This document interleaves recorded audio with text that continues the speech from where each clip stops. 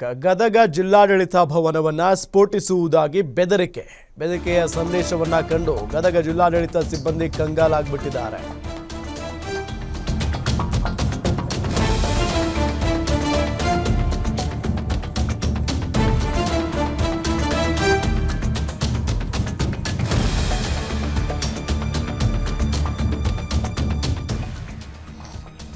DC ಕಚೇರಿಯಲ್ಲಿ ಶ್ವಾನದಳ bomb ನಿಷ್ಕ್ರಿಯ ದಳ ಪರಿಶೀಲನಾ ಕಾರ್ಯ ನಡೀತಾ ಇದೆ.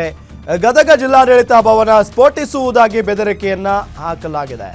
ಬೆದರಿಕೆ ಸಂದೇಶ ಕಂಡು ಗದಗ ಜಿಲ್ಲಾಡಳಿತ ಸಿಬ್ಬಂದಿ ಕಂಗಾಲಾಗಿದ್ದಾರೆ.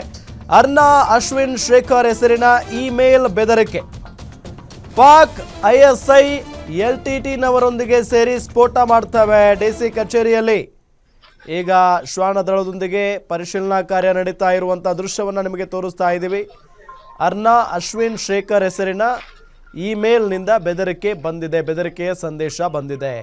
ಪಾಕ್ ISI LTTನವರೊಂದಿಗೆ ಸೇರಿ ಸ್ಫೋಟವನ್ನು ಮಾಡ್ತೇವೆ.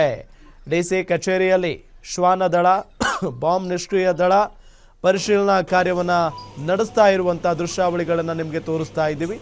ಅಂದರೆ ಈ ಹಿಂದೆನೂ ಕೂಡ ಹಿಂಗೆ ಆಗಿತ್ತು. ಇಲ್ಲಿ ಸದಾಶಿವನಗರದಲ್ಲಿರುವಂಥ DCM DK ಶಿವಕುಮಾರ್ ಅವರ ಮನೆ ಎದುರುಗಡೆ ಒಂದು ಸ್ಕೂಲ್ ಇದೆ. ಆ ಸ್ಕೂಲ್ಗೂ ಕೂಡ ಬಾಂಬ್ ಬೆದರಿಕೆಯ ಕರೆ ಬಂದಿತ್ತು. ಸೊ ಅದನ್ನ ಪರಿಶೀಲನೆ ಮಾಡಿ ನೋಡಿದಾಗ ಅದು ಬೇರೆ ಏನೋ ಆಗಿತ್ತು. ಸೊ ಸುಳ್ಳು ಈ ಬೆದರಿಕೆಗಳು ಕೂಡ ಬರ್ತಾ ಇದ್ದಾವೆ ಇತ್ತೀಚಿನ ದಿನಗಳಲ್ಲಿ. ಸೊ ಅದು ಎಷ್ಟರ ಮಟ್ಟಿಗೆ ಸತ್ಯ, ಎಷ್ಟರ ಮಟ್ಟಿಗೆ ನಿಜ, ಯಾರು ಕಳಿಸಿರೋದು, ಇದೆಲ್ಲದರ ಬಗ್ಗೆಯೂ ಕೂಡ ಪರಿಶೀಲನಾ ಕಾರ್ಯ ನಡೀತಾ ಇದೆ.